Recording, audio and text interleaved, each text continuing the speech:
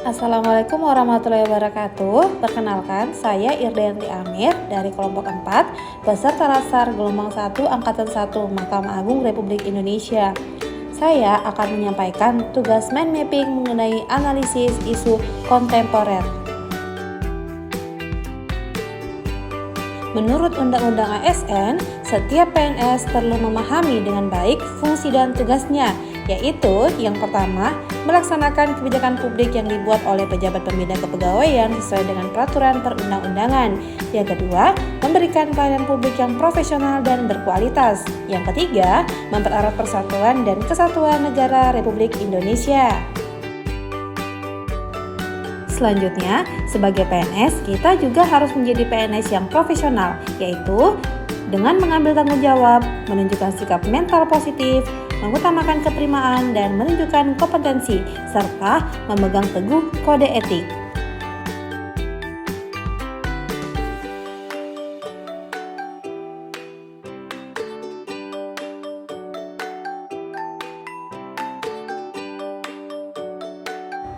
Modal insani dalam menghadapi perubahan lingkungan strategis.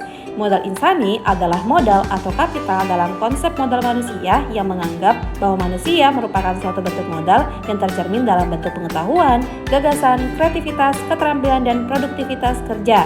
Ada 6 komponen dari modal manusia, yaitu modal intelektual, modal emosional, modal sosial, modal ketabahan, modal etika, dan modal kesehatan. Perlu disadari bahwa PNS sebagai aparatur negara dihadapkan pada pengaruh yang datang dari eksternal maupun internal yang kian lama menggerus kehidupan berbangsa dan bernegara.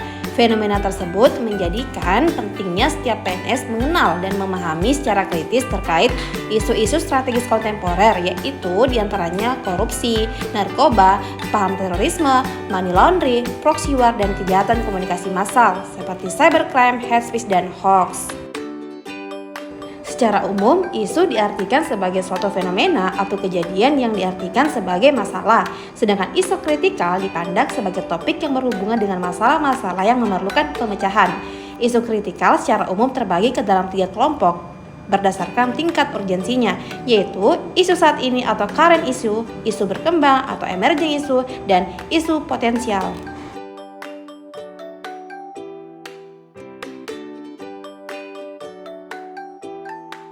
Dalam memahami apakah isu yang dianalisis tergolong isu kritikal atau tidak adalah dengan melakukan isu scan, yaitu teknik untuk mengenali isu melalui proses scanning untuk mengetahui sumber informasi terkait isu, yaitu dengan media scanning, existing data, knowledgeable others, public and private organization, and public at large.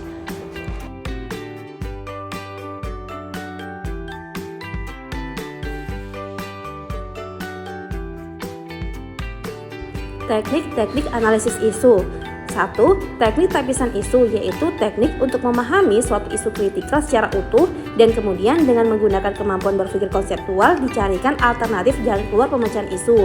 Yang kedua, teknik analisis isu adalah teknik yang menerapkan kemampuan berpikir hubungan sebab akibat untuk menggambarkan akar dari isu atau permasalahan alternatif pemecahan isu yang diusulkan. Yang ketiga, analisis kesenjangan atau gap analisis adalah perbandingan kinerja aktual dengan kinerja potensial atau yang diharapkan. Nah, itulah tadi penyampaian saya. Terima kasih dan sampai jumpa di tugas berikutnya.